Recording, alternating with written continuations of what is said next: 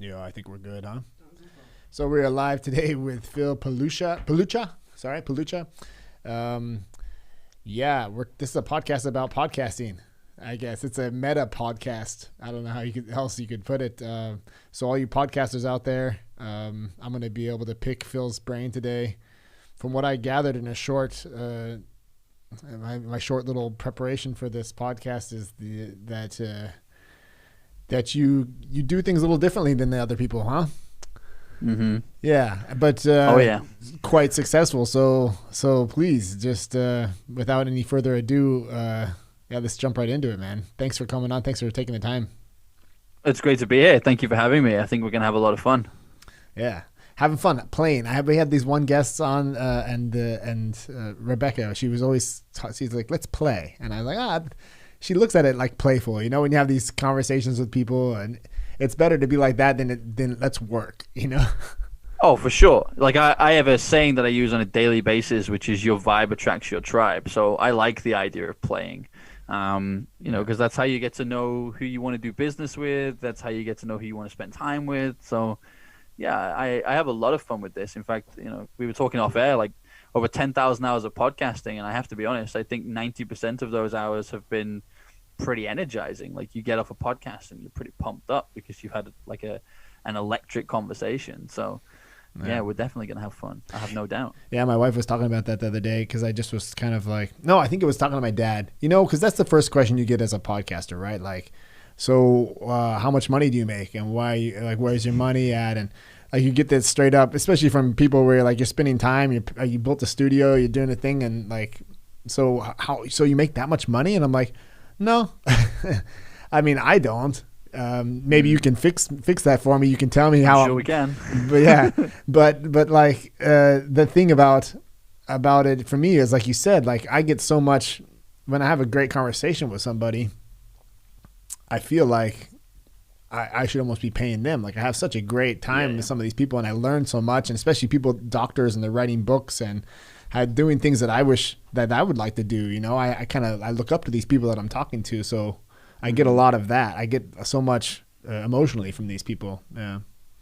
Well, I'm sure we'll get into this in more detail as we go through, but one of the things that I always say is that the power of podcasting is not in the audience, it's in the networking. And you've just touched on it right there, right? There's the reason that only 10% of podcasters will ever make any money from podcasting is because they try and run it like a radio or TV show.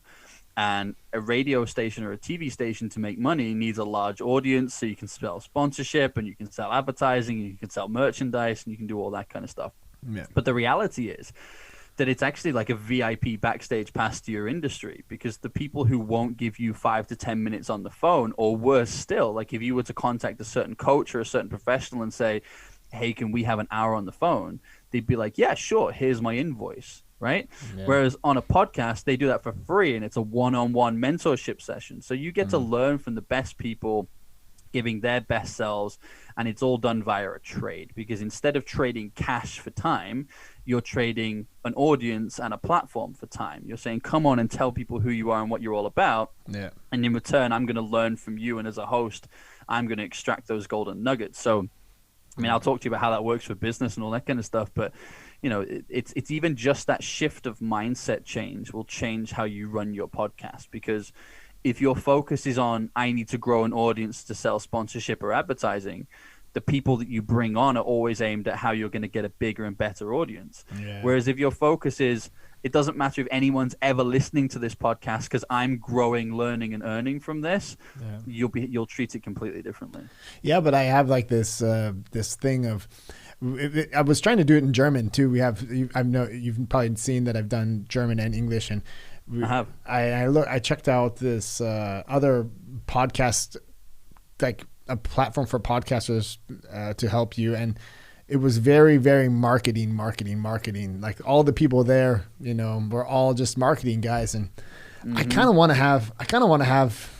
I don't really want to talk about marketing all the time, even though that's the instrument. No. Yeah, it's just. Well, I'm not a marketeer. I mean, that's one of the I'm so with you, and that was exactly why we do what we do, right? It's also why we're ranked #1 for what we do, without trying to give those guys a bit of a dig in the ribs. But the reason that we're ranked so well for what we do is that I am not a marketeer. I'm not a publicist. I don't come at it from that route. I'm a qualified surveyor. I come at this from a business perspective. I like to look at a giant building or a huge, impressive stadium, and instead of seeing this, great masterpiece, I see X amount of bricks times this amount of glass times this amount of man hours equals this. Okay. And that's how I like to do business. So I always start with a blueprint and a roadmap, and usually not that far away. It's kind of what's the big goal, and then where do we want to be in 12 months, and then we'll kind of reverse engineer it from there. But a lot of these people who help with marketing, it's like they understand their bit and their bit only, but because they don't really understand business. I mean, anyone who's ever worked with marketing agencies or PR agencies will tell you that they're some of the worst run businesses they will ever come across, because they understand a function and they're very good at that function, but the wider world of how business worlds often eludes them. And that's why I have conversations with people all the time, and they're like, can you generate leads from podcasting? And it's like, yeah, of course you can. It's like, well, how do I generate leads from podcasting? And it's like, well, before I even start telling you that, let's make sure that you're attracting the right type of leads, and the leads that you're getting in are the ones that are actually going to get you to that end goal. Because that's a piece that most of those lead generation services miss off entirely, right? It's like, I can get you 20 new leads a month. And it's like, yeah, but you're not doing any work to establish whether they're the right leads for the business. You're just taking their criteria and implementing them and hoping for the best. And that's a dangerous strategy, because people don't know what they don't know. So if they're aiming at the wrong people, now they're just paying somebody else's service to continue to aim at those wrong people. It's just perpetuating the wrong behavior even more. Yeah. Yeah, and it's like, I mean, if I had pressure to make money, it would change also. It would change it changes and sometimes it's like pressure to make money is good too. Sometimes having that pressure to like do something and make something out of it makes you kind of, but the best podcasts out there that I listen to, my favorite podcasts, and I haven't checked yours out yet, so I'm going to check it out and kind of, build my opinion on it. But it's kind of good that I haven't, so then I can just, I just get to know you first, and then. Agreed. But yeah, like when I listen to these Tim Ferriss, right? Joe Rogan, obviously. And I just, this other one that I showed you today, Eric, what was that one? It was from Hidden Forces. I don't know. I've not come across that one. Yeah. And you just see like, God. It's hidden. It's hidden. It's a hidden, yeah. It's literally hidden. But it's a hidden force. And it's amazing how hidden even Joe Rogan can be. For me, it's like, how could that? But I didn't listen to Joe Rogan for 2 years. For the last 2 years, I've been listening to them. But he's been on for 10 years, Yeah. And he's got one of these, and he's like the king of podcasting. He's got so many, and it's like, but people don't even know who he is. So there's just this. I'm touching on a couple of things where when I got started into it, you kind of copy and create and start your own thing. And I liked his format. So I'm like, well, that's how I'm going to do my show too. And but obviously there's so many mistakes in that, right? Like trying to copy someone that's established comedian. He has his own, he brings his fan base with him. There's a whole different thing going on there, Yeah, for sure. I mean, and Joe's a great example of that actually, because, how many people do you think Spotify are going to pay a couple of $100 million to for their podcast? Yeah. You know what I mean? Yeah. Like that was their swan song, right? That was to get people's attention and start using Spotify more for podcasting. But that's not the norm. Like that's not how it's going to be for most people. And I think what that's led to is people going, wow, look how much money there is in podcasting. And people are now trying to do the whole sponsorship, advertising. But, Joe's had a successful career as a fighter and as a comedian before he did this. So he's brought his own audience with him, as you quite rightly said. So, for me, I've been both sides of this, right? So I've grown and sold 2 podcasting networks that were sold off the back of the size of the audience. So I get monetizing the audience. I get what that can do. But actually, what we do today is far more successful. And that's, we don't monetize the audience at all. I mean, not really. I mean, occasionally we do sales with the audience, but I don't like sponsorship and I don't like advertising. I won't do it. That's interesting. That's interesting. Yeah. I just won't touch it. I've been there, done that, and I didn't like the influence that they had. I didn't like the fact that they could kibosh some shows and say, well, we want to talk about business and you've just done a podcast on spirituality. That's no interest to us, so don't show it with our brand. Oh. It's like, it's my podcast. Like, you don't get to say what I do and don't do. And then you realize, actually, they do because they're paying you. Yeah. Then there's the fact that if they ever let you down or let your audience down, that's a reflection of you. They remember that it was you that introduced them to that brand that let them down or under-delivered. Yeah. And for so many reasons, I just don't like that. But, we make millions of dollars a year off what we do without trying to put too fine a point in it. I grew and sold 2 professional agencies using podcasting. Interesting. And when I say grew and sold them, I literally mean the clients that we worked with, I met on a podcast. The investors who bought them, I met on a podcast. So I literally grew and sold it using podcasting. Literally, so literally in the conversation. Yeah. Okay. Yeah. Yes. So it's literally about the power of the network, right? It is I always say business is a team sport, and you can be really good at your bit, but one of the mistakes a lot of entrepreneurs will make, especially when they first start, is trying to wear too many hats. They try and do the whole thing themselves. And what you realize is that business is so much more fun and productive and successful, and it can grow so much faster when you just say, no, I'm a striker. I'm going to stand up here and score the goals, but I need to surround myself with wingers who can put the ball in and midfielders who can win the ball back and control midfield possession and defenders who can go and do that bit and a good goalkeeper. I'm not going to try and be the whole 11-man team myself. I'm just going to be my bit. So who do I have already? Who do I need to upgrade? And who do I not have in my squad and my team at all that I need to go and identify? And that's how it's how I use, and it's how I teach others to use podcasting. It's the network. It's let's go and meet these people internationally. Let's focus on globalization, and let's make sure that you're collaborating and working with the teammates that can help you win a title. Yeah, and so obviously you have to be general in that sense, right? Because every podcast has its own goal, right? And you mentioned that, like, so what's the goal of the podcast, right? Like, what are you doing? What's the is it just altruistic? I'm just sitting here, I just want to have great conversations with people, and but or am I am I sharing? If I have a general interest in, or if I even better, I have a specific interest in my guest. Like we talked about love with this Dr. Christian Heim. I heard that. I listened to that episode. God, that was for me like such a great, like that was one of those conversations. It's just we just totally got on this wavelength, Well, I use the word love a lot in what I do because I'm a big believer if you don't love what you do, you'll never get the best out of who you are and what you're all about. Yeah. So, like taking the lessons that he taught, like and not using that word flippantly. I love what we do and I love who we do it for. And the second I stop loving it, I will stop doing it. Yeah. Because that's how you get the best out of people, right? Yeah. But it's also how you can identify, who you should and shouldn't be working with. Because if the feeling is wrong, if you're not vibrating with somebody, then just don't do it. I mean, we've all worked with those clients that we really wish we hadn't bothered, the ones that ended up giving you a massive headache and you're like, oh, if I could go back in time.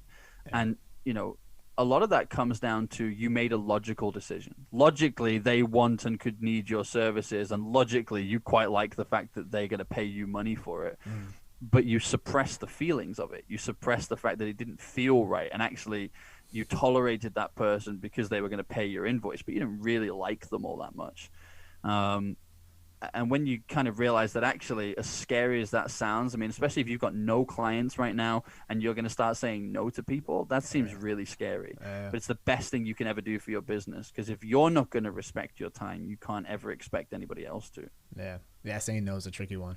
That's in general, God, that's such a discipline. Maybe I just got used to it. Yeah. I say no more than I say yes, and that's not as like a disrespectful thing. That's as I'm building a platform based off wanting to work with current and future industry leaders. So if you're not a current or future industry leader, I'll help you and I'll get you to a certain point. But at a certain point, when you say, "Great, can I move on to that next stage?" I'm going to say no. I'm going to say I don't see it. Like, yeah. I'm not feeling it. I'm not vibrating. Here's an introduction to somebody else who can take you on that next chapter of your journey, but it's not going to be me.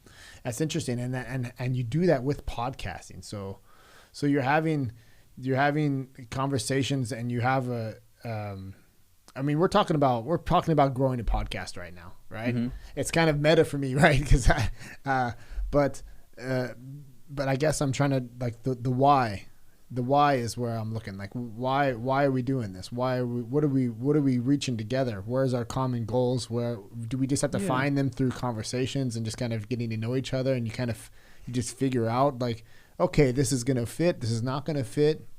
But it's a good question. Yeah. My honest answer is I think there's probably two stages to that. I mean, the first one is if you know where you're trying to get to in life or in business, then it's relatively easy because you just start to see whether, the guests that you invite on are to help you achieve that goal, right? So I'll share mine with you because then it will give you a really tangible option, a tangible example, I should say.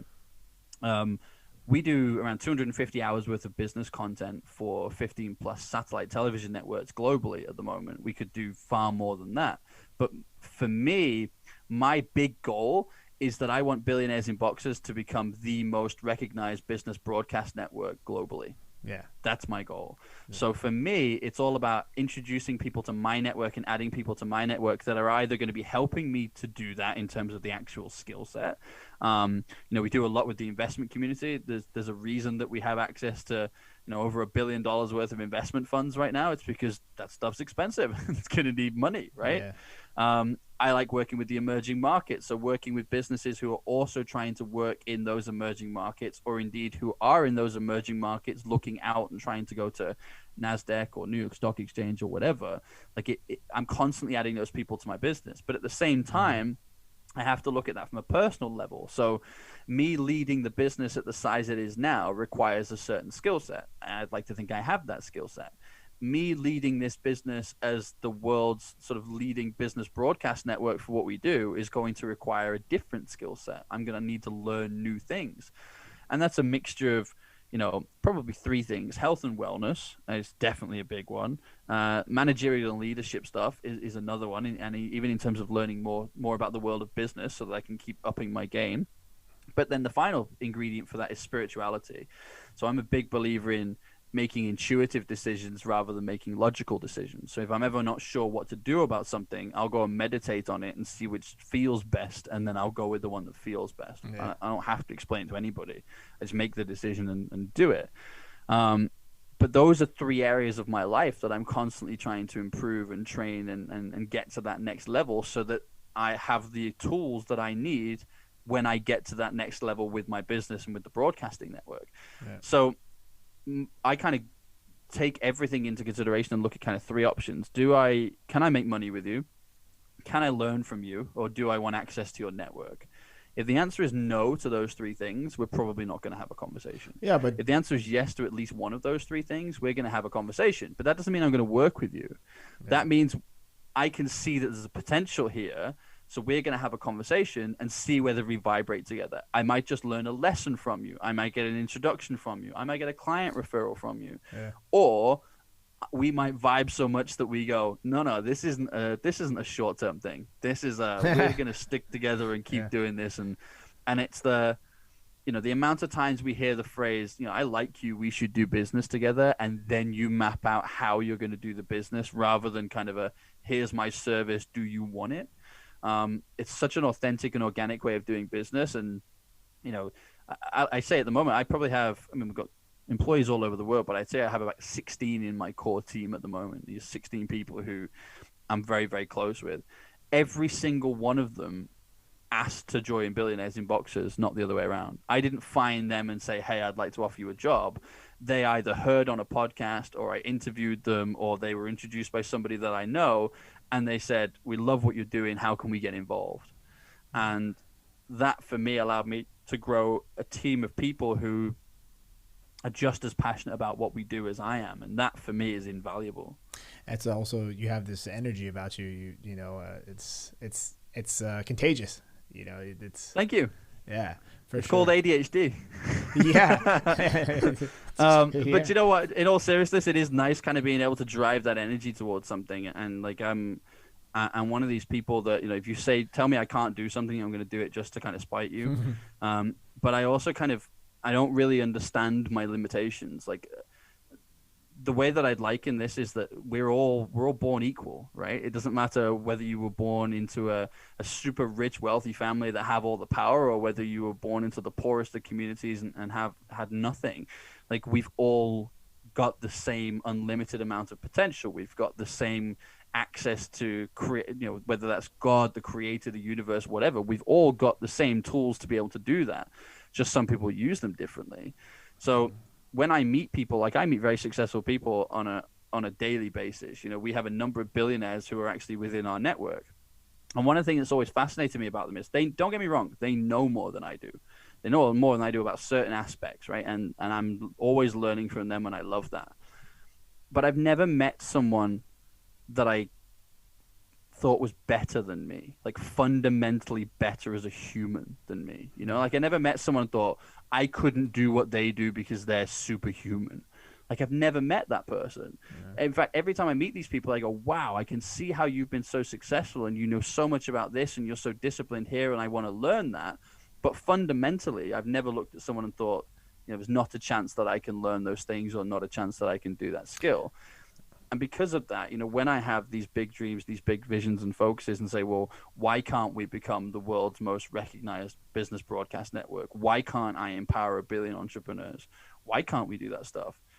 Well, we can. Of course we can. Like there's nothing to stop us. The only thing stopping us is our lack of knowledge and activity. So if I'm taking the activity and taking the action, and I'm constantly learning the knowledge, of course we're going to get there. Yeah, and how much do you, what do you think about balance? Because your meditation and things like that, like that tells me that you're self-reflective. Yeah. And meditation's a new thing in my life, and I found, brilliant. Yeah, it really is. There's just you can't say it to anybody that hasn't tried it. You just have to. And for after like 2 or 3 months, you're like, wow, that's definitely a changer. Yeah, for sure. But I always I'm like afraid to work too much, and I don't. Yeah, and you should be. Yeah. You should be. I mean, So let me touch on 2 points there then. So number one is I'm blessed that my family introduced me to meditation at a very young age. So I learned transcendental meditation and did my child's mantra when I was 11. Cool. And then I got my adult mantra when I was 17. So TM has been a big part of my life for well over 2 decades now. Almost 3. God, I'm showing my age. So it's been a long time, and I can always, and I mean this, I can always tell the times of my life that have gone off balance is when I've stopped meditating. Every single time, without fail. Like if I'm ever going, everything's falling apart, I don't know why, I don't know what to do, I realize I've stopped doing the things that I should be doing. I've usually done 2 things, and I've made this mistake a lot of times, which is why I now won't make them again. Number one is I become too internal focused. I just look at my business and completely forget to network with people, completely forget to build relationships and talk to people. And that will always trip me up. The second thing that I always forget is to meditate. And then it's like, oh, I haven't meditated for a while. That's why I'm off balance. That's why I'm off kilter. But I actually, we're going in a completely different direction now, but I use a lot of the spiritual intuition and spirit guides and all this kind of stuff to actually help me make decisions that have led to me being as successful as we have been. And for me, this is the tip of the iceberg. Like we're only just getting started. This is just a mere, this is literally the very, very tip of the iceberg. The main bulk of this baby is under the waterline. In fact, there aren't many people that even know kind of what's going on in my head when it comes to that stuff, but I know where we're going. Yeah. But actually, I only work 4-day weeks. I work Monday, Tuesday, Thursday, Friday. Yeah. I take every Wednesday off. It's usually my reflective day, so I'll spend time with my kids. I'll play in nature. I'll meditate. I'll sleep if I need to. So that's a big one. And then the weekend is my own, usually for sports and family time. I will only work 4-day weeks, and the reason I do that is for a couple of reasons. Number one is I want to be able to give my best self to the people that I'm working with, and I can't run at 100 miles an hour 5 days a week. That's not possible. It's also that anybody who's ever worked in the corporate world will know that your favorite days were Thursday and Friday because they were closest to the weekend. They were closest to when you were getting a break, right? So I always have that feeling because Monday, Tuesday I'm working, I'm off on Wednesday. Thursday, Friday I'm working, I'm off Saturday, Sunday. That's an interesting way to split it up, yeah. So, and it works really nicely for me. I love it. And the biggest one I think was a real game changer for me was, and I guess I get to do this because we work globally, so it doesn't really matter what time I'm awake. I'm always working with somebody. But we do a lot of work with North America, particularly with the investment markets in North America, who want to kind of do more work with the emerging markets where we have a lot of relationships, a lot of connections, and spent a lot of time. So it didn't matter to me when I was awake. But what I have noticed is when I set an alarm to wake up in the morning, I'm one of those really annoying people who wakes up every hour to see how long I've got left to sleep. Yeah, me too.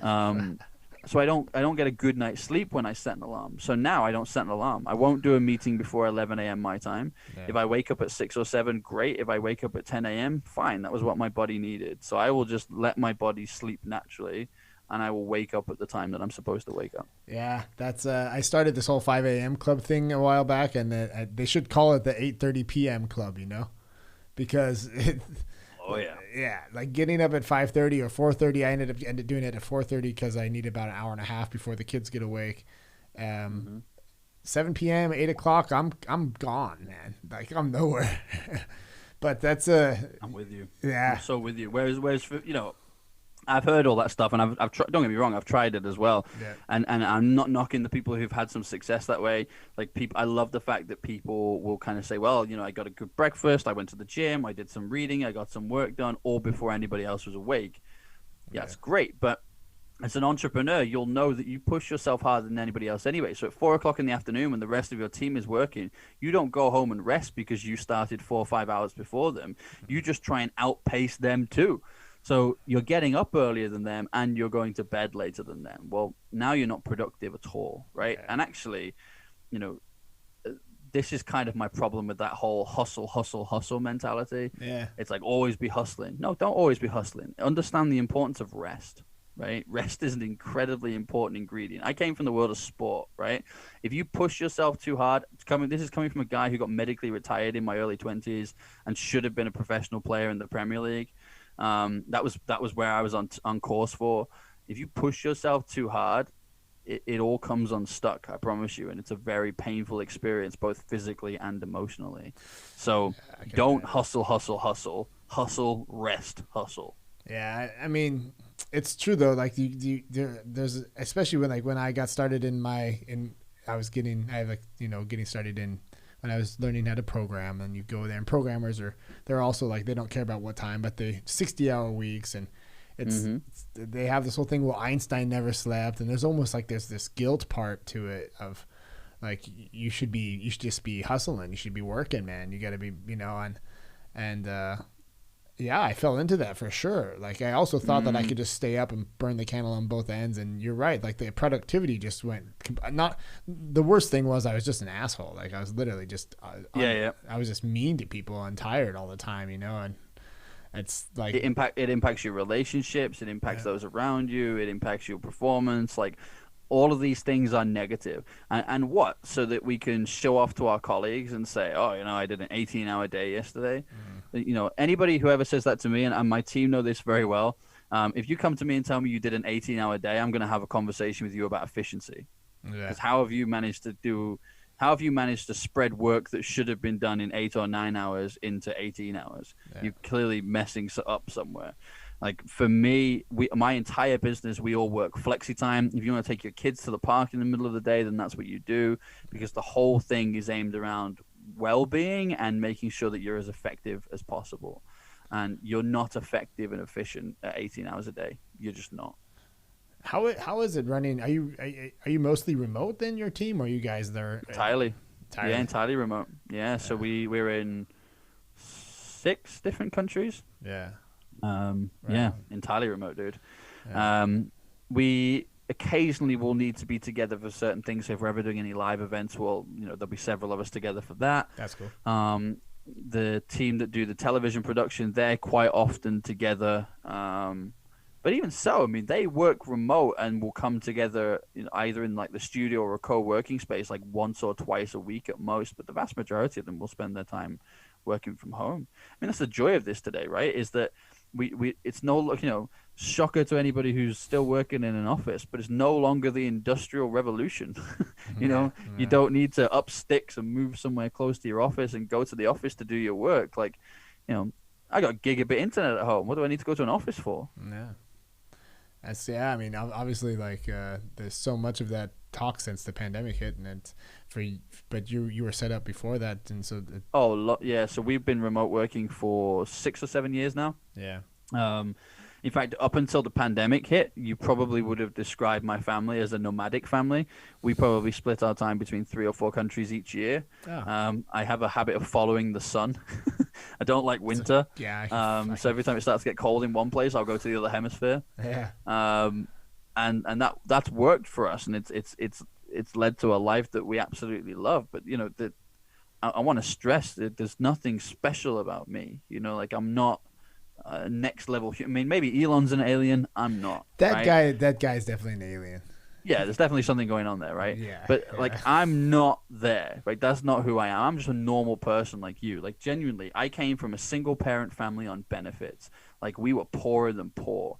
I got expelled from school at the age of 14. Like, I was destined for prison, not for success. And I just made a choice, and that choice to me was that I'm going to facilitate the lifestyle that I want, and I want to travel, but I couldn't afford to just do the I'm doing my gap year in Europe. Like, no, like, who was going to pay for me to do a gap year in Europe? And a gap year from what? I wasn't doing anything. Yeah. Right? So if I'm going to travel, I'm going to work my way around the world and travel, and that was kind of what led me to all of these amazing opportunities. And then you do start off working in the corporate environment, and I rose very quickly to board level, and then I would kind of find myself in all these different countries, and I was thinking, like, why am I here? Like, I've been flown into France to do a meeting, and I'm going to do boardroom, hotel room, airport, back again. Like, I could have just dialed into this thing. Like, I didn't need to be here. Like, what was the point? And it was just because that was the way we'd always done business. Yeah. So what you soon start realizing is that the two things will happen when you start to kind of set your own boundaries. Number one is, can I swear? Yeah. Right, cool. So my wife describes it as the shit will show itself out. Yeah. So if you set a boundary and say, I'm not going to do this anymore. So no, I'm really sorry. I don't do face-to-face meetings like that. I'm not going to travel to London just to have lunch with you. We'll have lunch next time I'm there, but I'm not going to come down. So if that's going to kill the deal, we shouldn't be doing business together. Yeah. And the shit will show itself out. The people who no, we have to do business in person. It's like, well, you're not my kind of person anyway, because that's not who I am. Like, we're not going to work that way. I'm not going to be jumping in the car or on a plane every time you have a problem when I have a perfectly good cell phone and internet connection. I'm not going to do that. But then the other thing is you start to attract the other people who, like you, want to think more efficiently and start doing business in a better and more productive way.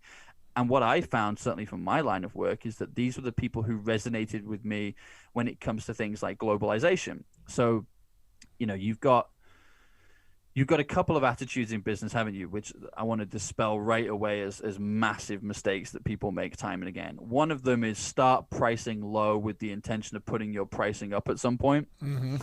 I mean, that one drives me crazy because it's always easier to go down than it is to go up. Like, if you pitch your services at $20,000 and find out that your market's only prepared to pay 15 for it, fine, drop your price to 15. Now you're getting paid 15 grand. But if you're going to start selling that service at 1,000, how are you going to ever get it to 15? Right? So there's myth number one. Myth number two is that I'm going to focus on one geographical area and then get that right before I start to move into other countries and other locations. Yeah, maybe during the Industrial Revolution, but not anymore. Right? That's nonsense. And the reason that's nonsense is because it's riskier to do that than it is to work globally. Because if your local economy or your local market starts to tank, you're now in big trouble because you've got all your eggs in one basket. Whereas if you're working with countries all over the world and one market starts to dip, you just start putting more attention in another market. It's really that simple. So people feel like they're being risk averse by doing one location and then moving on to the next one. It's the complete opposite. It's the same logic with people with a salary, right? When you leave your corporate job and they're like, isn't it risky? You're no longer getting a salary.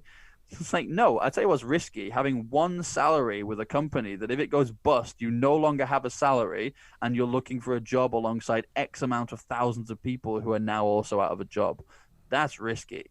Right? Yeah. Me, I can have numerous clients all paying me X. If I lose one client or I fire one client, which is more likely to be the case, I'll go replace them with another one. Like, for me, it's riskier to be an employee than it is to be a self-employed person or be an entrepreneur.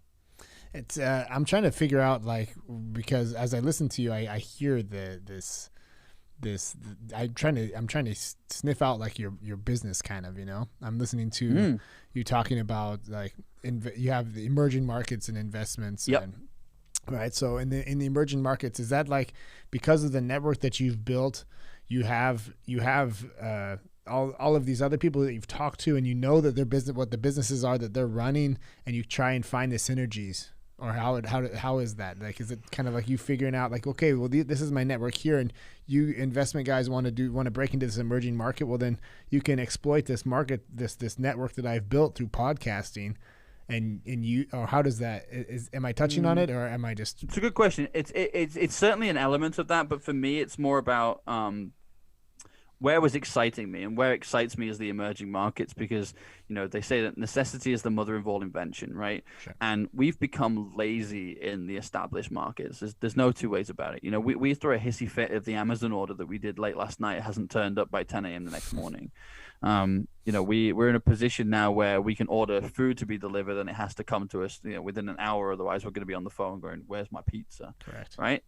Like, we don't have that many problems in these markets anymore. What we do have is really highly trained people, but we don't have any problems.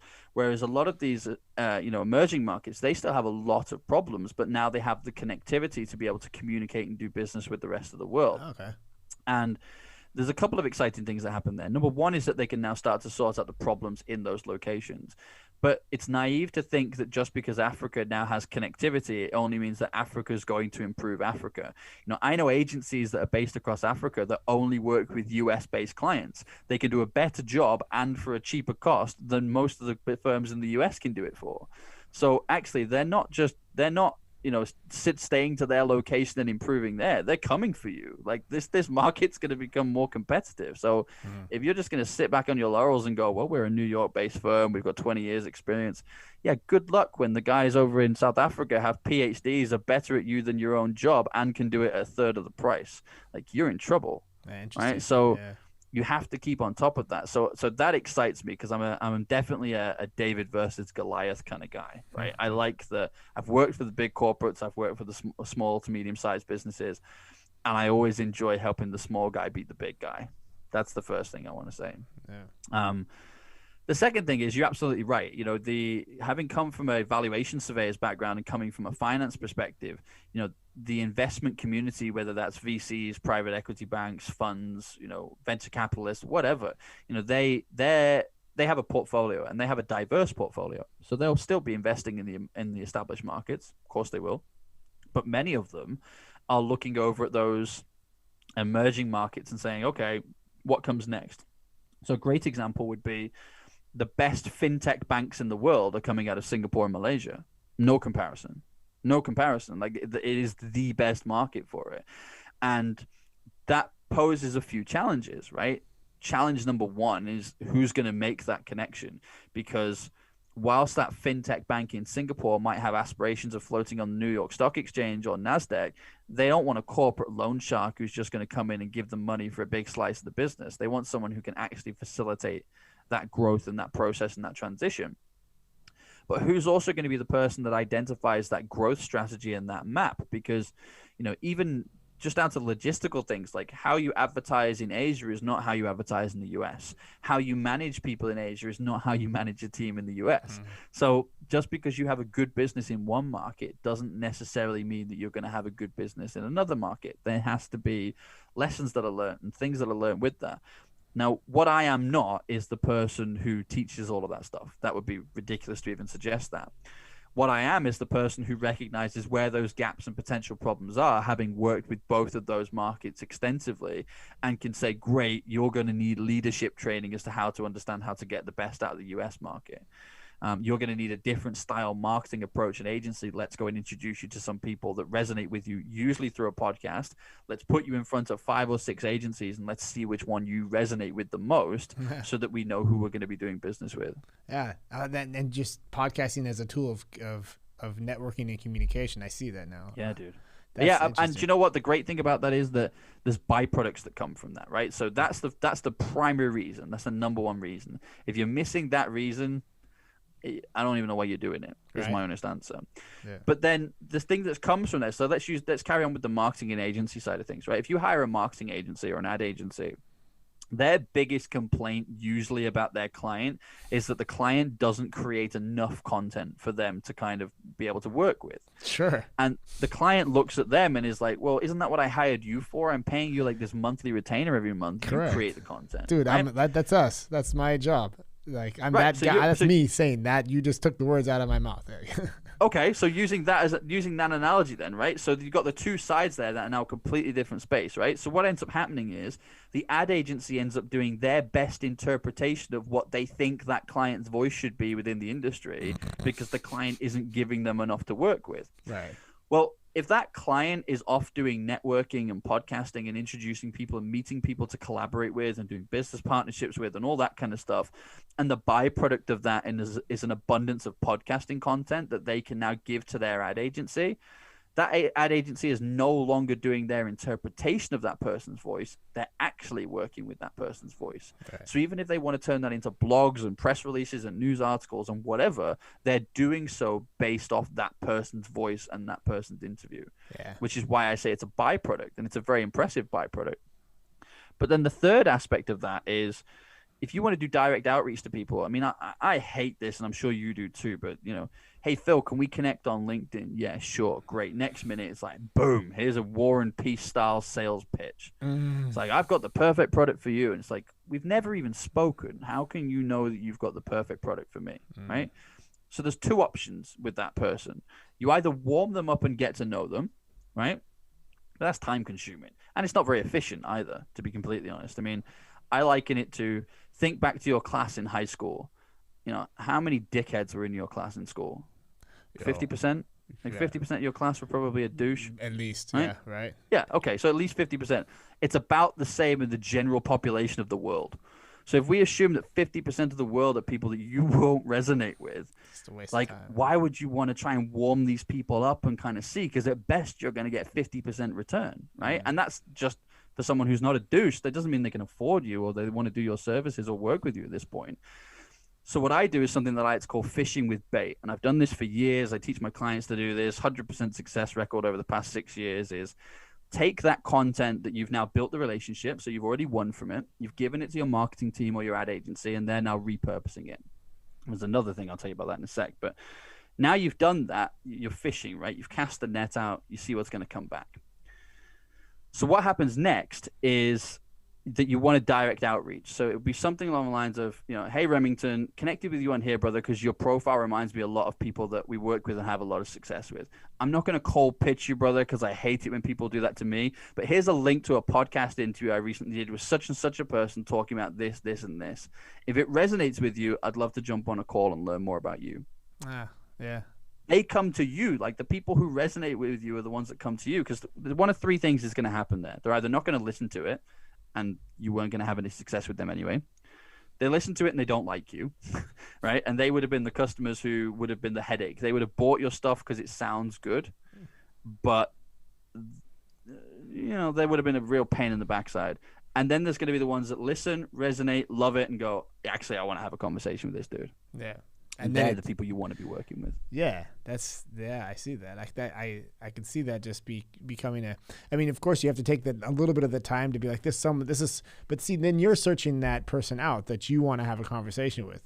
So it's like, where I'm in Podmatch. Yeah. I know Podmatch. Yeah, and it's a great tool, but you have like. I always am just like confirm. I like everybody, let's just see what it's about. But what happens is I book my calendar out for the whole year, and I'm not really searching out my direction. I'm just kind of taking what's being given to me through the algorithm, And I'm so with you. Yeah. So it's but that's That's the approach I call that is the kissing frogs, right?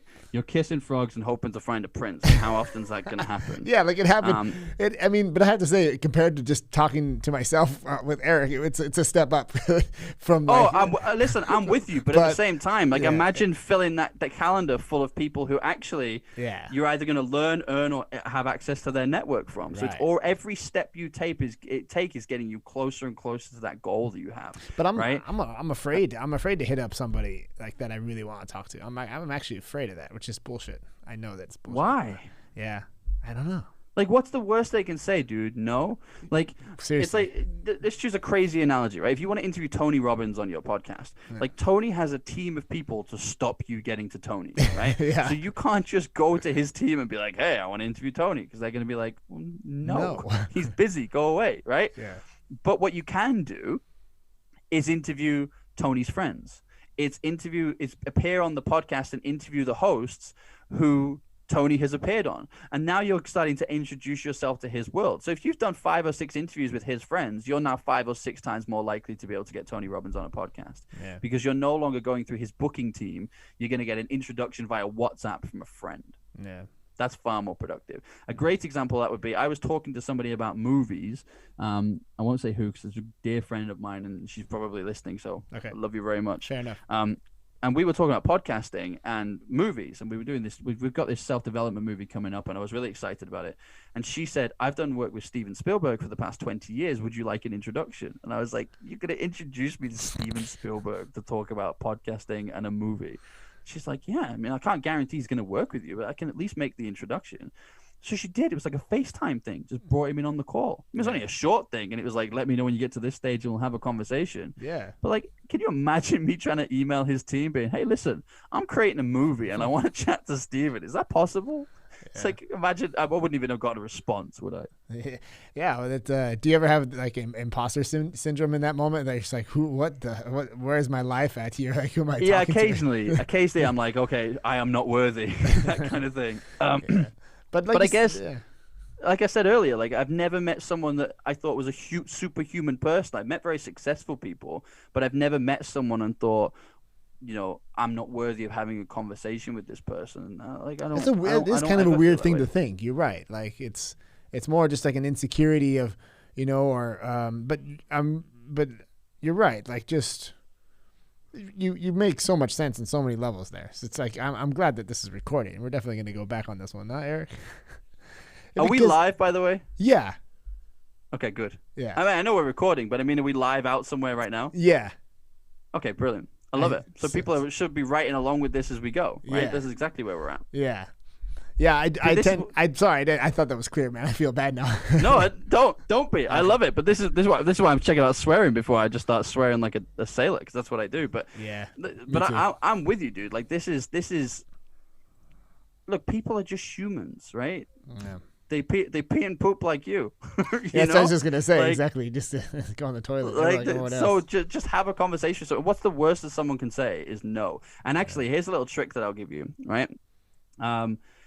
And here's a trick that I'll give you. And in fact, I'm going to be really cheeky. Here's a trick that I'll give you. Then I'm going to nip the restroom for like 2 minutes before we come back. I'm going to go Joe Rogan on you and be straight back so you can fill time for 2 minutes. Okay. But here's a big one, right? What you can do is, instead of asking somebody to come on your podcast, you ask them who they know that you should speak to. Okay, because what I found with that change of question, it takes it from a closed question of yes or no answer to an open question. So Remington, listen, I came across your profile, dude. Love what you're doing. Listen, I'm curious. I have a podcast that does this, this, and this. Who do you know that I should speak to about coming on as a guest? Yeah. If they want to come on, they're going to go, well, me. Yeah. You know, worst case scenario, they're going to go, oh, actually, here's a couple of friends of mine. Because they might think, oh, well, you're not really at my level yet, but they're going to introduce you to some people who they already have time and respect for to get you to that point. Yeah. That already changes things. Because every time you ask that question, you're at least getting 1, 2, maybe even 3 introductions. Yeah, that happened to me, but I'll let you go. That's powerful. Yeah, let me go. I'm going to be straight back. All right. You can fill time for like 2 minutes. I'll just, exactly. Because that happened to us, right, Eric? Like, we had that thing with...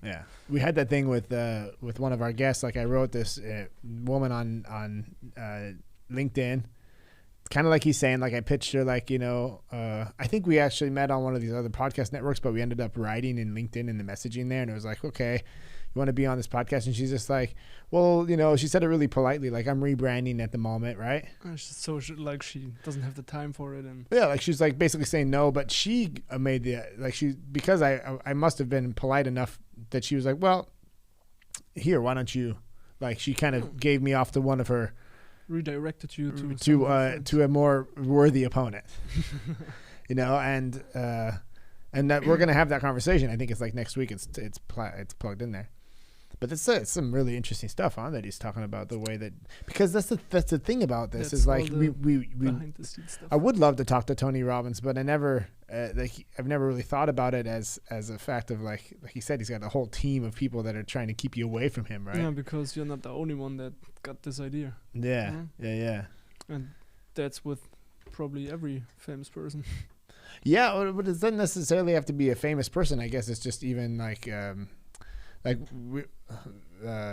we were just talking about like Tony Robbins, that's just an example. And I had something with LinkedIn where I had that same situation, but the woman was so nice to me that she actually recommended that she give me someone else underneath her, like someone in her network that was more worthy, or opponent. Yeah, it's getting to that level, right? But there's the other thing to be cautious of is if you're jumping around with. So let's grade people. And I know grading people is an awful thing to do, but let's just pretend everyone's a celebrity, right? You got D-listers, C-listers, B-listers, A-listers, right? Yeah. If your podcast is constantly jumping around between the level that you're interviewing people, what that does to people like me, for example, is that I look at that and say, he tried interviewing a couple of A-grade people, didn't enjoy it, weren't at his level, so now he's gone back down to C and D. That's his level. Okay. So it sends out the wrong message. It's kind of like, think about your resume. If you progressed all the way up, junior, you were intern, junior, consultant, then you were a senior, then you were a manager, then you were a director, now you go back to being a manager again, that says that you can't be a director. Okay. It says you weren't very good at being a director. Yeah. So that's why you've gone back down again. So you have to think a little bit about the kind of people that you bring onto your podcast in that kind of respect. And also, like, if you do want to start interviewing those big people and they start looking at your show and realizing that you're only ever interviewing C and D graders, why would an A grader come on in the first place? Yeah. Yeah. You'll have to forgive me for that. That's the first time in 10 years I've ever had to do that. In fact, that's a lie. I used to do it a lot in the sports podcast, but that's because they were like 4 or 5 hours long. Dude, it's no problem. 2 minutes. It's you're like you said, as you literally said that, like everybody has to go to the restroom at some point, and it's like, oh, by the way, short bathroom break. Well, do you know what? It's because earlier last year I caught COVID, and I struggled with long COVID for ages. I got pneumonia and everything. It was a real mess. Jesus. And ever since then, I had to cut out on caffeine. So I cut down on tea and coffee and like sugar and everything. So now I drink a lot of green tea, and I probably drink about 6-7 liters of water every single day, just normally, like flushing this nonsense out of my body. Yeah. But it has meant that I now have like the bladder of a child. Yeah, it's a lot of water, bro. I mean, like that's a lot of water. Like I feel like a hot water bottle just sloshing around the whole time. I mean, two liters. I'm proud of myself when I get 2 liters in. But coffee 6-7 a day. Like I think at its height, I was drinking like 8 or 9 liters a day, and I don't even think that's particularly healthy. But it was like my body's just kind of got used to it now. Yeah. And to be fair, I love it. I get loads of energy from it. I don't get the headache I used to get from caffeine, where it was like, oh, I need a coffee. I'm starting to get a headache. You have radiating skin, That's what water does. That's it. I'm glowing. No, man. But now you see where I'm coming from, dude. It's like if that's what you want to do is if you want to meet these people, if you want to add these people to your network, you would. People think about business and podcasting in a completely different way to they would think about it in normal life. And I don't get that. I never understood that. It's like, so you'd look at this and you'd say, I can't ask that person because what if they say no, right? Or, I'm just going to go straight to that person. And if they say no, then it's all done and dusted rather than trying to do their stuff. But let's take this into a completely different setting, right? If you work in a huge, great, big company, right? There's loads of people in this company, and on one of the floors there's somebody that you really like the look of, right? This girl, guy, really doesn't matter to me, right? But you really like the look of this person.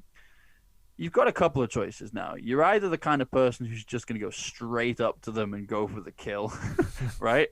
Or you're going to be the kind of person who is a bit more tactical than that, and you ask around, like, whose friends do you know that know that person? How can you invite? I tell you what, can you invite your friend such and such a person out, and we'll all go out for drinks together, because then it facilitates an opportunity for me to meet this person and have a conversation with them. You're going to ask and make sure they're single. Yeah. You're going to do some research before, and you're going to meet the people that they know and learn about them. Yeah. That's what you do. That's how this stuff works. Well, why would that be any different on podcasting? Using Tony as the example. Tony, if you're listening, sorry we keep using your name, dude. I'll send you like a check for royalties or something.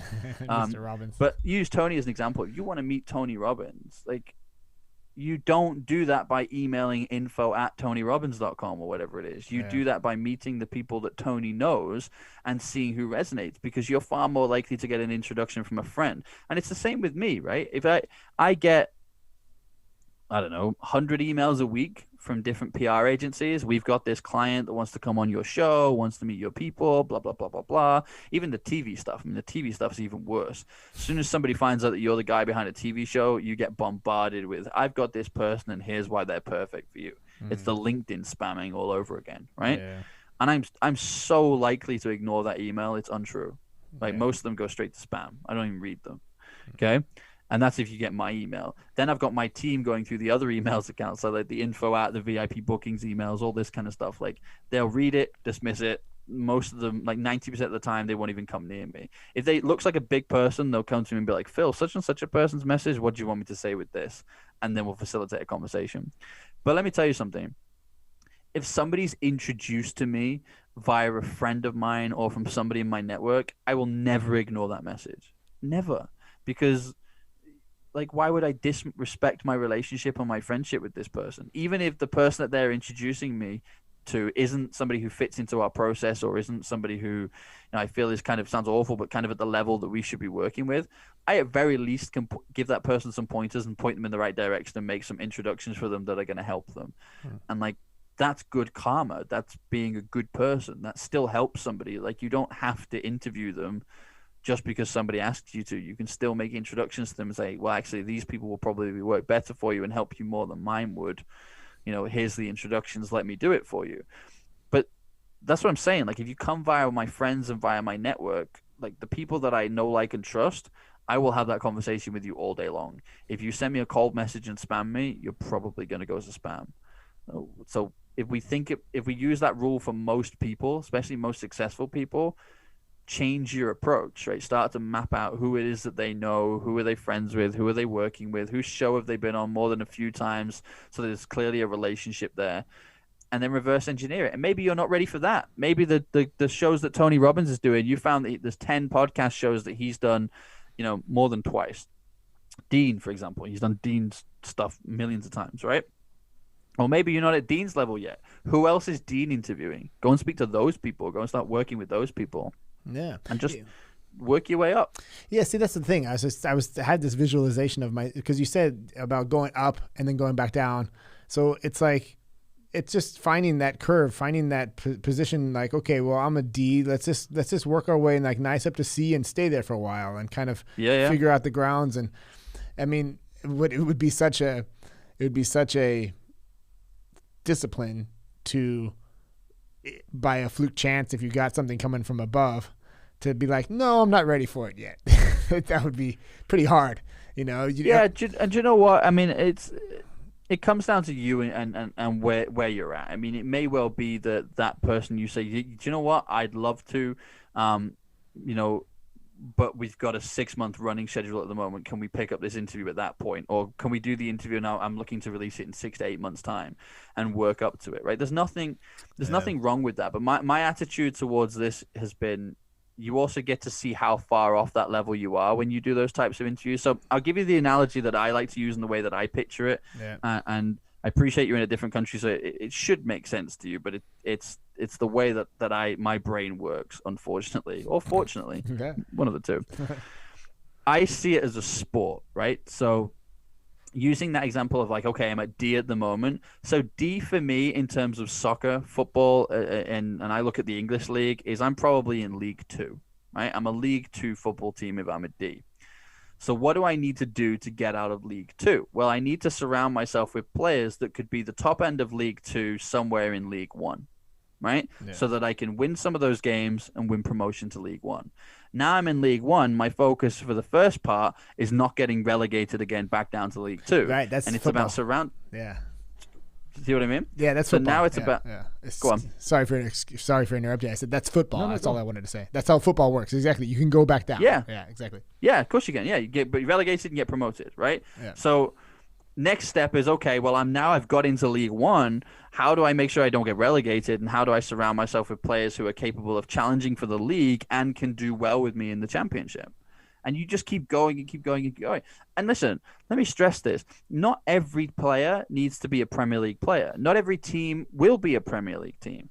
But that's okay. Like, not every business needs to be an A-lister. That might not even be necessary for you, right?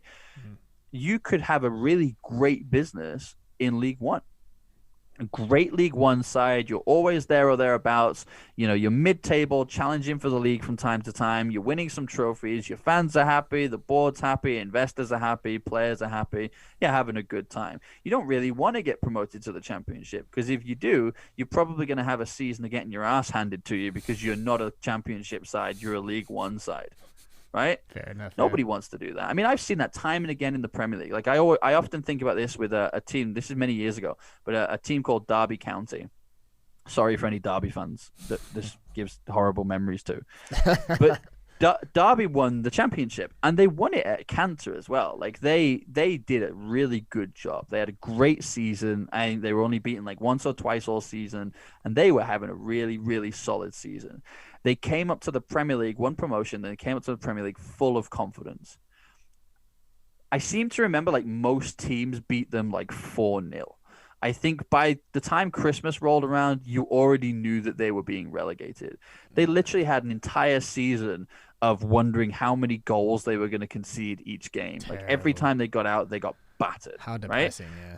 Then they went back down to the championship again, started winning games again, and loved it, and their fans were all happy again. So this is what I'm saying. Like, you don't have to go above what you need and what you're happy with. Like, if they're happy being a championship team, doing well, winning games, dominating, etc., you don't have to go up to the Premier League to get your ass handed to you. Yeah. So if you kind of follow that analogy within your business, it's like, okay, so where am I right now?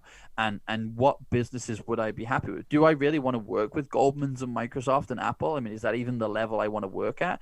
Or am I quite happy working with those small to medium-sized businesses that I can have a massive impact on, have loads of fun with, and work with them? You know, focus on becoming the go-to person for the market that you actually want to work with, rather than focusing on becoming the biggest and the best in your field, because that might not even make you happy. Yeah, I mean, someone's got to fill the rest of the space too, and everyone wants to, like, this weird tendency to think that I have to be at the top. Like you said, Joe Rogan has this big, huge thing, and it's like, you know, 300 million or whatever he got for however long. It's like, yeah, okay, good for him, congratulations. Yeah. But it's like, you know, and you see that, like, I watch, and you can tell there's a network of his own comedy friends, and you see like Lex Friedman, and Lex Friedman just is like, let's just say he's B level. But he's loving it there. He got 900,000 you know, followers on his YouTube channel, and he's interviewing people that I'm like, damn, I would love to interview that person, you know. And it's just there's and you know, he's having these 3-hour conversations with these jiu-jitsu masters that I've been looking up to for the last, you know, 5 years since I've gotten into it. And I don't know, I can see what you're saying. You're right. Like, and that's totally fine. I could totally be comfortable with that. You don't have to be, you know, but I guess the tendency is just to go up and shoot for the stars and want to be the best and be at the top. There's nothing wrong with that, though. Be the best in your market, right?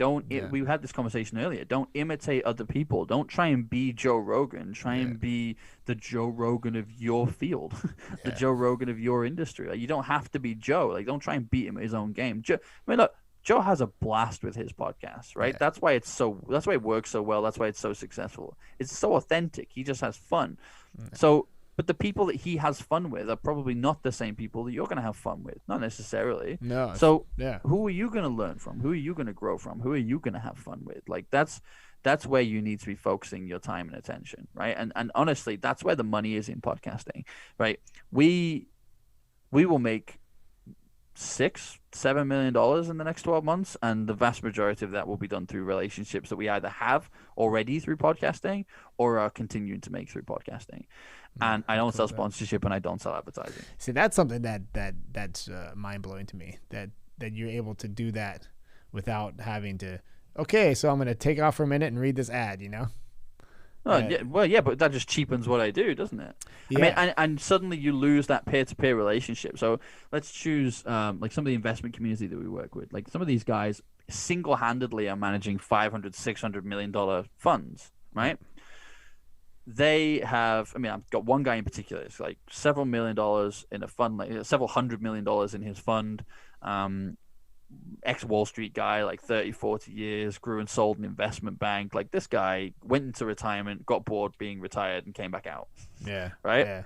So he's awesome, right? And we have this conversation, and he says stuff to me all the time that I just take as a huge compliment, where it's like, you're like me 30 years ago. I see so much of myself in you. And I take that as a massive compliment because this is an extremely successful guy, right? But imagine if I just went, right, just shut up for a minute. Let me just read a message here from my sponsor. If you want to shave your head and be just as bald on top as you are downstairs, use the Male Groomer 5000. Like, no, like I've just lost all my credibility with this guy. Yeah. Right? All of it. Or if he's listening to that podcast and then sharing that out with the people that he knows in his network, which is what happens.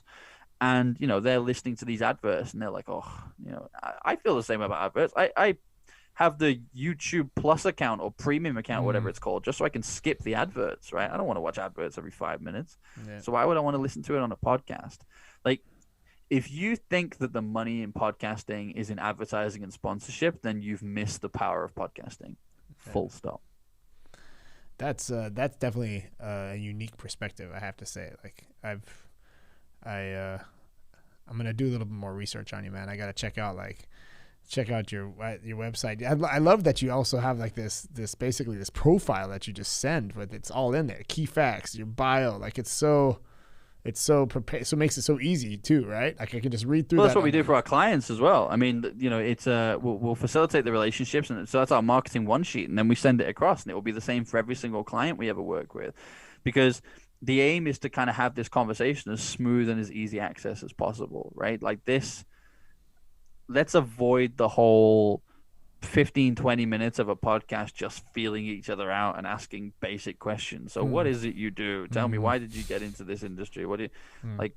Fine, right? But if people are going to listen to more and more of these people on podcasts, they already know all this stuff. They want to be able to dive into a conversation. They want well, without trying to beat around the bush, they want conversations like this where someone's going to say, Phil, I'm growing a podcast. How can I make money from it? What should I be doing with my podcast? That's the kind of questions that anybody who looks at my profile, if they got 10-15 minutes with me, that's what they want to know. It's how did you do it and how do I do it? Right. That's it. For sure. Yeah, and having that moment where it's so true, because every person that I've talked to so far, that they share it with them, but I'm thinking to myself like, what are we going to say different than in the last 5 podcasts that this person has been in, You're so right. Like, and so she's just, this one person's in LinkedIn and they share, I was on this podcast, I was on this podcast, I was on this podcast. But it's like, well, that person's just repeating themselves for an hour and a half. Yeah. Again and again and again. So it's like, how can I, as a host even, just be like, well, let's just shake it up here. Let's just give something, let's talk about like something different, even though, there is just a range of what you can talk about, but trying to ask maybe a question that wasn't there before, or having that, if there's a connection, if there is like an actual heart-to-heart connection, usually those things kind of come about, Definitely. like, yeah. I saw on your. Well, look, we've talked about the big goals, right? We've talked about where I want to take this in terms of the broadcasting network. I don't discuss that on 95% of the podcasts that I do. Yeah. Because nobody asks. They want to know about the podcasting. They want to know about how to make money. They want to understand it. Like, it also depends on which perspective people come from. Because some people come at this from I have a podcast. Let's be really selfish. Let me ask you some questions so I can understand how to make money from this. Other people come at this from look, our audience are primarily business owners. How can they use podcasting to grow their business and to do this networking piece? Yeah. Other people come at it from an investment perspective, because they're kind of like, well, look, we want to make sure that we're making the most money out of our portfolio, and we want to make sure that we're identifying the next potential big things to come out of these different markets. How do we meet them? but it's rare that anybody kind of says to me, so where are you going with this? Like, where are you trying to take this? What they want to know is how they can take what I know already to make their life and business better. And I respect that, because I get why you're asking, and that's how I got there, by asking those questions. Yeah. But it is rare that somebody then says to me, okay, so where is it that you're trying to take this?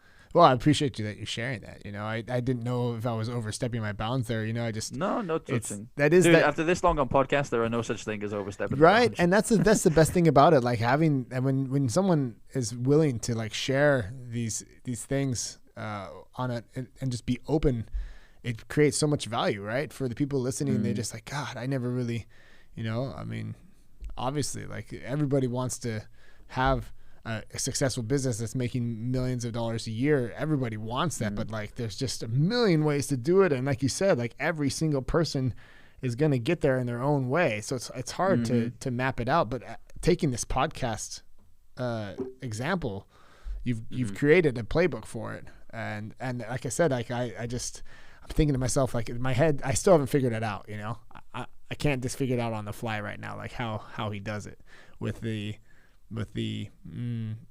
without advertising. I mean, I just haven't figured it out yet. But maybe it'll come. The honest answer is because of the. I'm sorry. It's because of the business relationships, right? Yeah. So.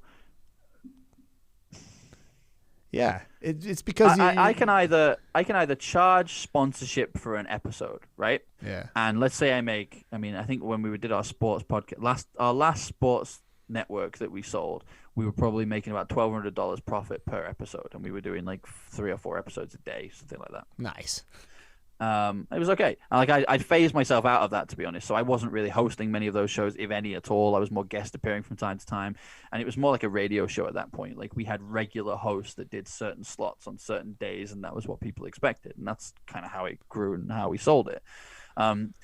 But you know, we lost so much control over that. Like it's like, here's like, thank you so much for allowing us to sponsor the show. Here's a list of things you can and can't say.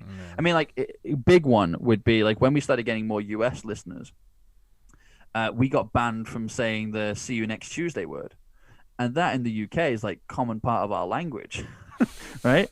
So we suddenly found ourselves in this position where one of our sponsors, I won't name them because it's harsh, they pay us a good amount of money, but they were saying, look, on average, given the length of episodes, we want you to have 7.5 swear words, no more, per episode.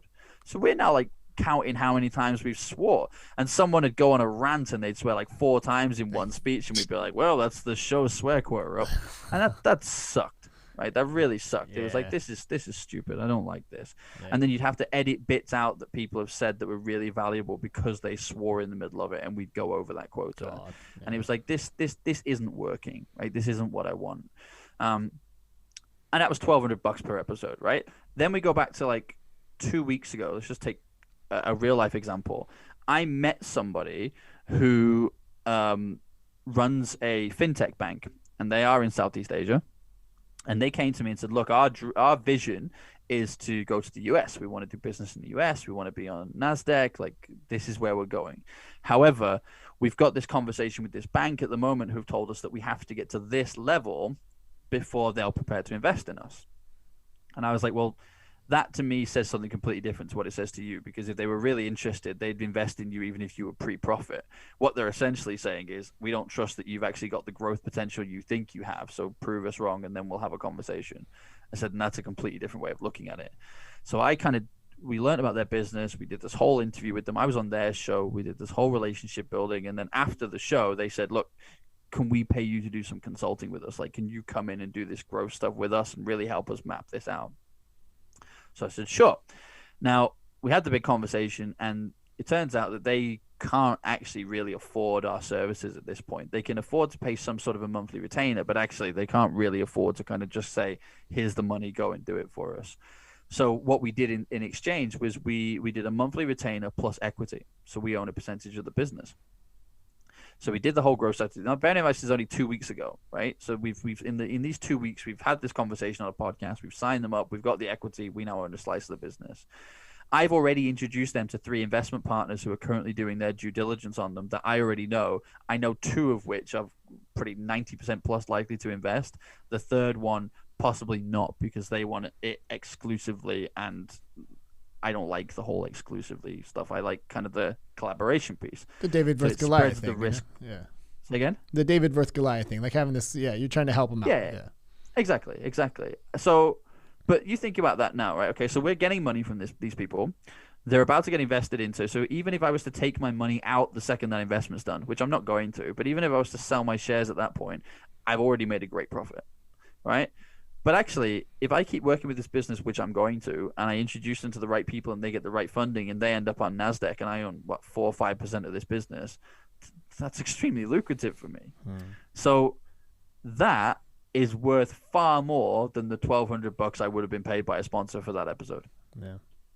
So why would I do? It's like, why would I do that? Like, why would I cheapen the relationship by trying to aim at a sponsor or an advertiser instead? And then obviously my focus on that podcast isn't learning about them or building a relationship. It's on creating an episode that my audience will be happy with and that my sponsors would be happy with. Instead, this way, it was almost like we get to the end of the show, we press stop, and then we carry on having the conversation because we've already established at that point during the podcast that we want to do business with each other. Yeah. That's already far more lucrative for me than any sort of sponsorship or advertising deal would be. So that's how we make our money through podcasting. It's through the network. Back to what I said at the beginning. Yeah. The power of podcasting is not in the audience. It's in the networking. Meet the right people, build the right team, go and challenge for that championship, go and challenge for that title, and do so as a collective together, and you'll always be far more successful. That's such an interesting way of looking at it, man. That's definitely a different perspective for me. Totally new. Thank you. Good. I appreciate You're you welcome. taking the time. Like, man, that's I'm gonna go over this episode probably a couple times just to try and soak it in. You know. I can see the cogs turning. Yeah, like it happens it's pretty easy with me. I start. Maybe they need a little bit of oil, you know, to kind of get them rolling around a little bit. But yeah. I like it though, man. And it's when somebody introduces you to a new way of doing it, you've got a couple of choices at this point. You either take it on board and you take some action, or you dismiss it. Right? Yeah. They're the only two choices that you have. But if you take it on board and you take the action, it will forever change what you're doing and how you're doing it. And the joy of this is you can still, if you want to, still monetize the audience. You can still continue to grow the audience because, look, take our podcast. We restarted it in, I want to say like February, March time last year. So it's been just over a year.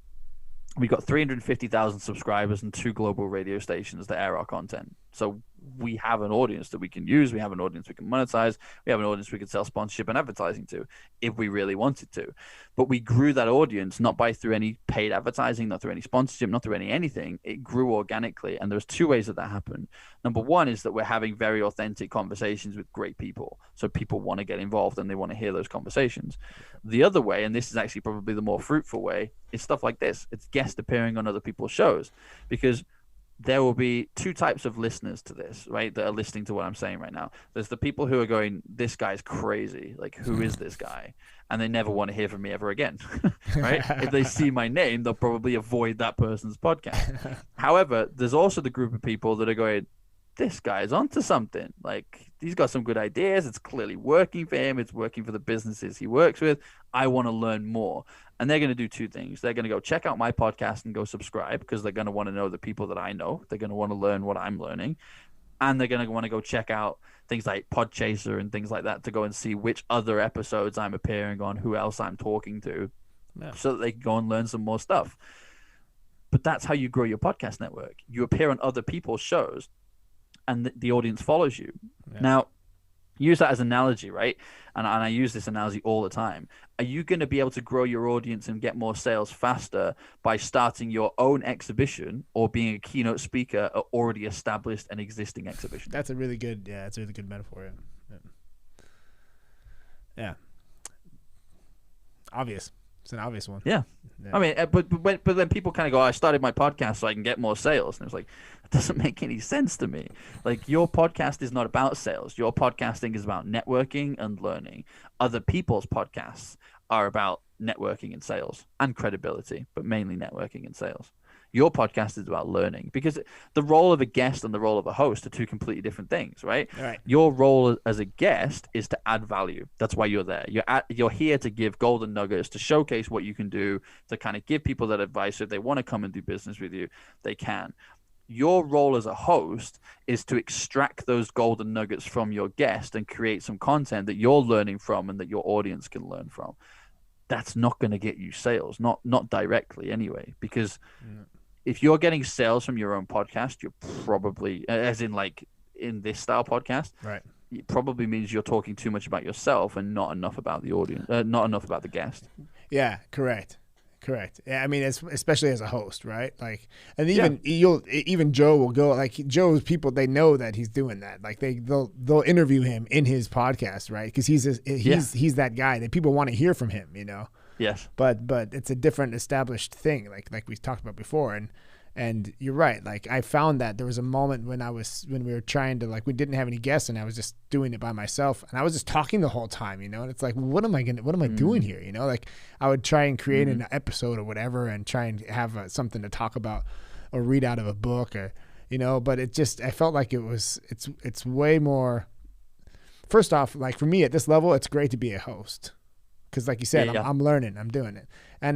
But the next step would be to have so much going on, such a value, like my own attached value to my opinions and to what I'm thinking, that I can bring them with me as a guest on another show, right? So, but I mean, like I said, for me right now, having you on here is so easy, right? You're so flowy, and you have your train of thought. You can go and you branch off into different topics. You can take any kind of garbage that come out of my mouth, you can kind of just turn it around and give me a little nugget there, you know, and that's a gift. That's a skill that 10,000 hours. You said it yourself, right? I mean, yeah, dude, that's a lot of podcasting, right? Yeah. And they weren't all nice hours of podcasting either. So thank you for the compliment. I mean, you know, podcasting, when I first started podcasting, you know, it was completely different to today. I mean, like, today we got clever tools for editing. You know, we were doing this on Skype on one audio file, and you would always have that one dude breathing like Darth Vader the whole time.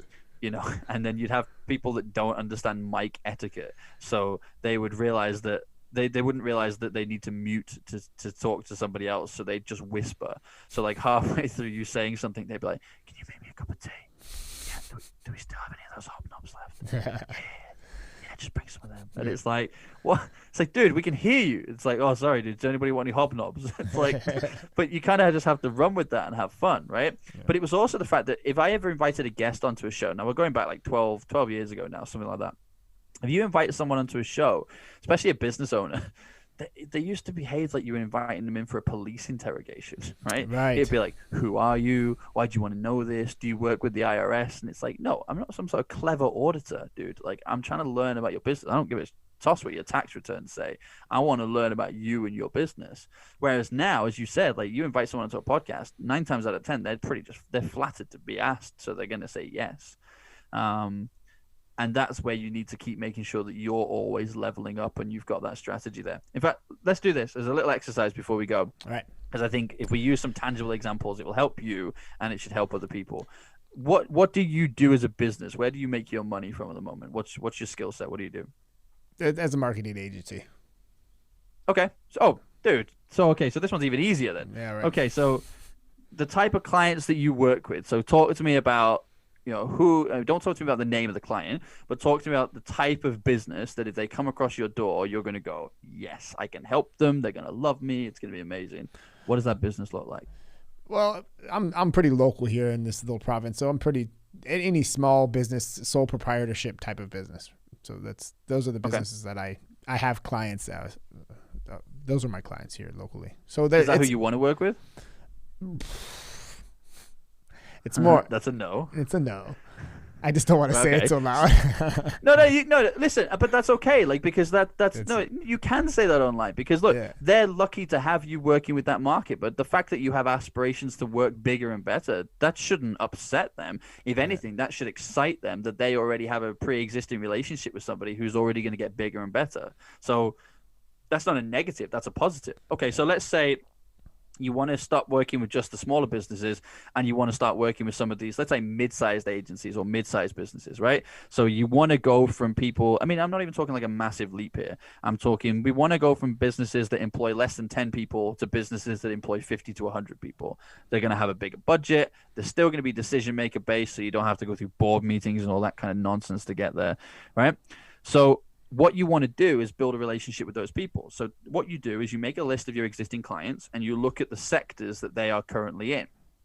Then using something like Sales Nav on LinkedIn, you would create a list of businesses that are doing the same thing as them in the same niche, in the same market, but are that larger size, 50 to 100. Right. Now you start to invite their CEOs and CMOs and everybody else onto a podcast to talk about their business, to talk about what they do, to talk about how it is they're helping people and what the challenges are and what the successes are, and just have this conversation with them. Talk to them about their background and their history and their experience. You're not selling them anything. That's not why they're here. They're there you're to here talk to about their business. Yeah. Sorry to interrupt you. Yeah. So you're here to do two things with them, right? Thing number one is you want to learn what's going on in the mind of your ideal client, because that's invaluable information, right? If you want to be working with that mid-sized market, that 50 to 100 space, what better way of doing that than to understand what's currently going on in the mind of the CEO and the CMO, right? You need to understand what challenges they're going through, what's exciting them, what opportunities are coming up that they want to grab with both hands, what's keeping them awake at night. Because if you can start to understand that, what you then get to do is be able to go, oh, actually, I can't solve that bit and that bit, but this bit I really can. Like, I know how to do that bit. Yeah. So now you start to tailor your message because you know that they're experiencing this, this, and this, and that you have the solution for it. So that's now going to tailor your whole marketing approach and the way that you discuss this with clients, okay? The second thing you're going to do is see whether you resonate with them. Because just because you can help somebody doesn't mean that you should. Okay, you're going to see who you resonate with and who you like, and you're going to be, the aim of this is to get to the point where you want to work with people that you resonate with, not just with them directly, but following the rule of 6, where 6 people know 6 other people like them. They will also know the other businesses in their space. They will also know businesses that are having a similar problem, so there's 2 ways of doing that. At the end of a podcast interview, when you're finished and you're off air, if you've resonated with somebody, say to them, like, I've really enjoyed this conversation. Like, I hope you're feeling it too, but I really feel like we vibe together here. Yeah. Now, listen, I do this, and this as a business. If there's ever an opportunity to do something, you should hook me up, man. We should shout about this. This is definitely something I'd be interested in. Plus you can ask the most valuable question. Thank you for being on the show. Who else do you know that I should be speaking to about this? Who else do you think would make a good guest for me? Yeah, to just keep that. You're getting more introductions, more referrals, and every time you speak to someone, it leads to another 3 or 4 more. It doesn't take long before you've got your entire industry mapped down. Now, here's the clever thing. That direct outreach piece I told you about before, where you've kind of made that top list of the top 20? Yeah. You only need to get one of them, and then you can start to use their name to open up the other ones. And I don't mean in like a sleazy kind of, hey, they said I should call you when they haven't kind of way. Yeah. I mean in a, hey, Remington, we connected on here, dude. Your profile reminds me of some people that I'm working really well with. In fact, I recently did a podcast interview with such and such a person. Don't know if you know them. Check out the interview. If it vibes with you, then I'd love to jump on a call and learn more about what you do. Because now what you've done is you've got borrowed credibility from the fact that they do know this person, and they know this person, right? You've also got the fact that if they resonate with you still, they're going to get in touch with you. But now you're tapping into a third piece, which is the keeping up with the Joneses piece. Nobody ever wants you to be working with their competitor when they've never even heard of you. You're going to get a call just because they want to know what you're doing. Yeah.